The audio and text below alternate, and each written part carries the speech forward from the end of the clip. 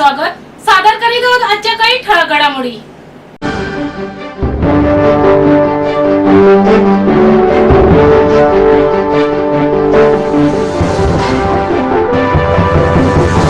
माझ्या नजरेतून ठाणे या उपक्रमाअंतर्गत गेल्या वर्षीप्रमाणेच यंदाच्याही अर्थसंकल्पात आखणीत नागरिकांच्या सूचनांचा समावेश करण्याचा निर्णय ठाणे महापालिका आयुक्त सौरभ राव यांनी घेतला आहे. या निर्णयानुसार अर्थसंकल्पाकरिता नागरिकांना सूचना पाठवण्याचे आवाहन त्यांनी केले असून यामुळे यंदाच्या अर्थसंकल्पातही नागरिकांच्या सूचनांना स्थान मिळण्याची चिन्हे आहेत. एखादी समस्या असेल तर तिचा पाठपुरावा करून ती समस्या सोडवण्यासाठी प्रशासनात लोकप्रतिनिधींचे सहकार्य मिळते. माध्यमांचे प्रतिनिधीही वेळोवेळी बातम्यांमधून किंवा प्रत्यक्ष भेटून विविध मुद्दे निदर्शनास आणून देतात. यासोबतच नागरिकांचे मते जाणून घेण्याची गरज असल्याचे माझ्या नजरेतून ठाणे हा उपक्रम सुरू करण्याचा निर्णय तत्कालीन ठाणे महापालिका आयुक्त अभिजित बांगर यांनी घेतला आहे. या उपक्रमाच्या माध्यमातून त्यांनी थेट नागरिकांशी संवाद साधून त्यांची शहराबद्दलची मते जाणून घेत त्याचा अर्थसंकल्पात अंतर्भाव केला होता. हा उपक्रम पुढे विद्यमान आयुक्त सौरभ राव यांनी पुढे सुरू ठेवण्याचा निर्णय घेतला आहे. ठाणे महापालिकेचा आगामी आर्थिक वर्षाचा अर्थसंकल्प तयार करण्याची तयारी प्रशासनाकडून सुरू झाली आहे. यासाठी आधीच्या अर्थसंकल्पाचा आढावा घेण्यात येत आहे. तसेच शहराच्या नियोजनाच्या दृष्टीने भविष्यातील योजना आवश्यकता याची आखणी केली जात आहे. या आखणीत ठाणेकरांच्या सूचनांचा अंतर्भाव केला जाणार आहे. त्यासाठी अर्थसंकल्पाकरिता नागरिकांना सूचना पाठवण्याचे आवाहन आयुक्त सौरभ राव यांनी केले आहे. ठाण्यात अपघातांचे सत्र सुरू असताना ठाणे जिल्ह्यातील अपघात प्रवण क्षेत्रांचा धोका देखील समोर आलाय. ठाणे जिल्ह्यातून जाणाऱ्या पूर्व द्रुतगती महामार्ग मुंबई नाशिक महामार्गावरील माजिवडा ते वडपे या भागातील जवळपास प्रत्येक चौक पूल अपघात प्रवण क्षेत्र आहेत. अपघात प्रवण क्षेत्रात 3 हात नाका, नितीन कंपनी, माजिवडा या महत्त्वाच्या चौकांचाही समावेश आहे. त्यामुळे महामार्गावरील प्रत्येक टप्प्यावर जीव घेणा प्रवास असल्याचे दिसून येत आहे. नेत्रदानाविषयी नागरिकांमध्ये जनजागृती करणाऱ्या सामाजिक कार्यकर्त्या पुष्पा आगाशे यांचा अपघाती मृत्यू झाला. या अपघातानंतर ठाणे जिल्ह्यातील स्थानिक पातळीवर अपघात कमी व्हावे यासाठी घेण्यात आलेल्या उपाययोजनांविषयी प्रश्नचिन्ह निर्माण झाले.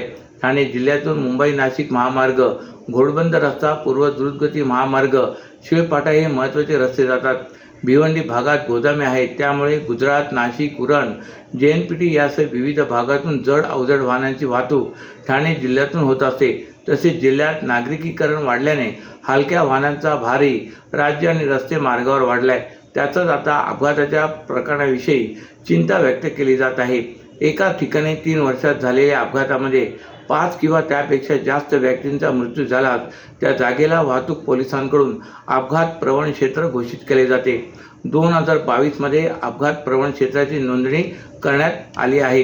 ठाणे जिल्ह्यात ज्या मार्गावर अधिक वाहतूक होते ते रस्तेच अपघात प्रवण क्षेत्र असल्याचे आढळून आले आहे. यामध्ये सर्वाधिक गजबज असलेल्या 3 हात नाका, नितीन कंपनी आणि माजिवडा या मुख्य चौकातही समावेश आहे. पदपथावर झोपलेल्या एका कचरा वेचकाच्या शरीरावरून बेदरकार मोटार गेल्याने त्याचा मृत्यू झालाय. अजय असे मृताचे नाव असून या प्रकरणी ठाणे नगर पोलीस ठाण्यात गुन्हा दाखल करण्यात आलाय. अजय हा एक कचरा वेचकाकडे काही दिवसापूर्वीच कामाला लागला होता. परिसरातील कचरा वेचून तो उदरनिर्वाह करत होता. तसेच तो दररोज सिडको बस थांब्यालगत असलेल्या महाविद्यालयाच्या पदपथावर झोपायचा.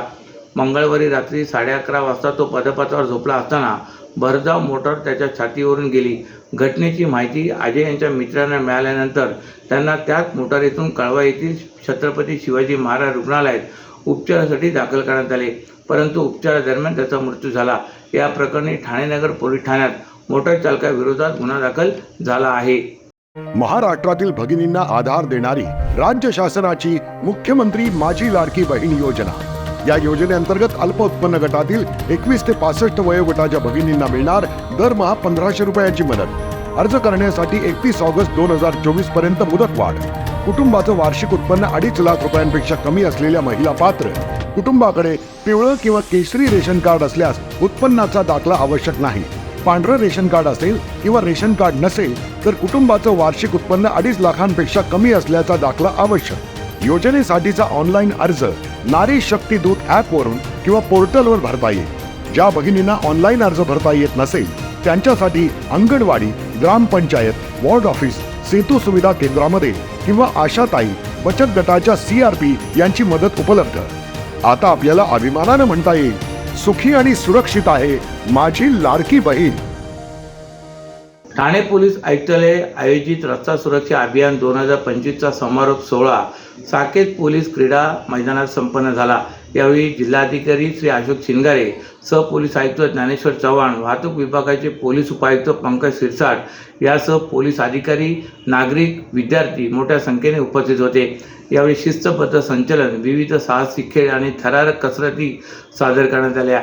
यावेळी उपस्थित विद्यार्थ्यांना व नागरिकांना संबोधित करताना जिल्हाधिकारी श्री अशोक शिंगारे म्हणाले की वाहतूक नियमांचे पालन आपल्या घरापासूनच करा, कारण दिवसागणिक अपघातामध्ये बळी जाणाऱ्यांची संख्या वाढत आहे.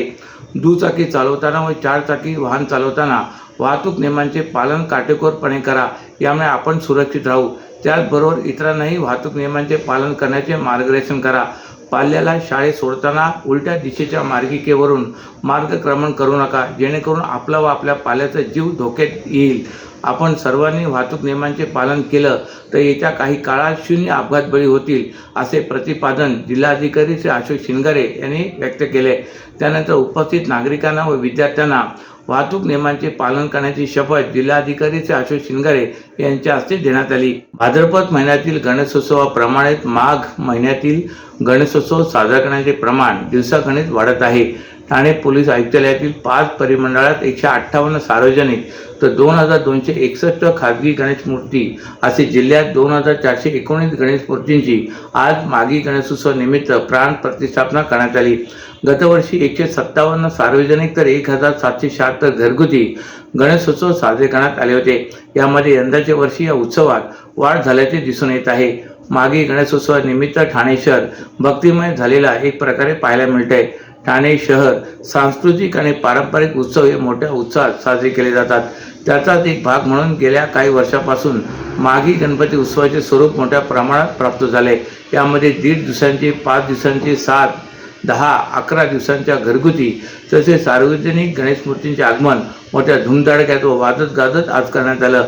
एकंदरीतच या माघी गणेशोत्सवामुळे ठाणे शहर पूर्णपणे भक्तिमय झालेलं पाहायला मिळत आहे.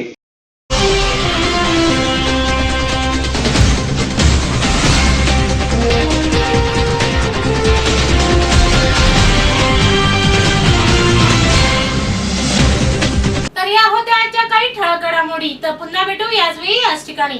ठाणे दर्पण या वृत्तवाहिनीचे प्रसारण YouTube वर पाहायला विसरू नका.